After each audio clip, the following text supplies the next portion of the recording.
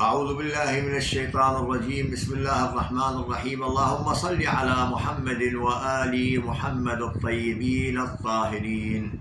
اللهم صل على محمد وآل محمد.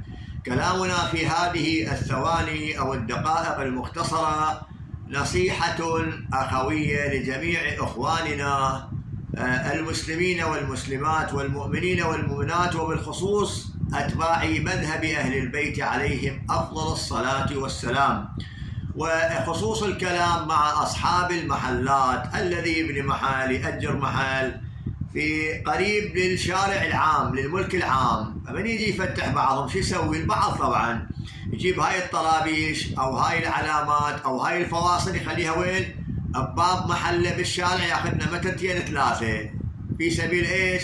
حتى لا يوقف سايق سيارة، لا يوقف سايق عربانة. يا بليش يقول والله احنا رزقنا على باب الله وكذا، وما يخلي واحد. شو نقول له؟ نقول له هذا الفعل حرام، وأنت لا تملك الحق العام، لا تصرف إلا في ملك. فاتقوا الله يا من تسمعون صوت الحق وصوت منبر الحسين سلام الله عليه ونصائح محمد وآل محمد. لا تنسوني والدي من الدعاء، وصلى الله على محمد وآل محمد.